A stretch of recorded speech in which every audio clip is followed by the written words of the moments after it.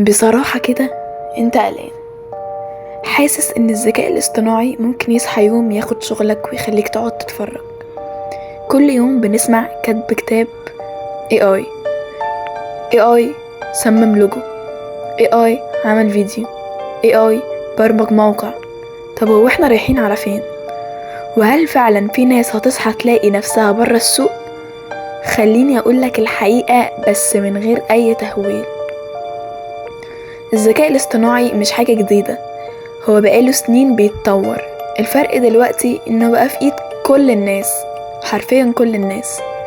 زمان كان في شركات كبيرة بس، دلوقتي اي حد معاه موبايل يقدر يستخدمه، وده خلى السرعة تتضاعف. بصوا بقى من غير زعل، الوظائف اللي تعتمد على تكرار شغل روتيني نقل معلومات، دي اكتر حاجة AI بيعرف يعملها، زي ادخال بيانات، كتابة تقارير بسيطة، ترجمة عادية، خدمة عملاء تقليدية. لكن ده مش معناه ان كل الناس دي هتختفي. الموضوع مش استبدال، الموضوع مجرد ان هو تغيير.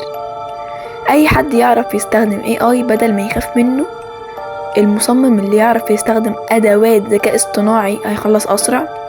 كاتب المحتوى اللي يعرف يستخدم بذكاء هيضاعف انتاجه. المبرمج اللي هيفهمه هيبقى اسرع من 10 مبرمجين. الفرق مش بين انسان و AI، الفرق بين انسان يستخدم AI وانسان لا. توقعات عالمية بتقول ان وظائف هتختفي، لكن وظائف جديدة هتظهر والمهارات هتتغير. التاريخ بيقول نفس الحاجة حصلت في الثورة الصناعية، ناس فقدت شغلها لكن صناعات كاملة اتخلقت. الخوف طبيعي بس الجمود هو اللي خطر. اهم سؤال بقى، انت هتعمل ايه؟ هتقعد تقول ده بياخد شغلي وده بيعمل، ولا هتقول طب اتعلم استخدمه؟ اللي بيتعلم بسرعة هو اللي بيكسب الجولة. الذكاء الاصطناعي مش عدوك، بس مش صاحبك لو فضلت واقف مكانك.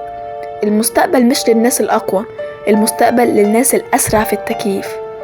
فالخطر مش إن AI موجود، الخطر إنك تتجاهله.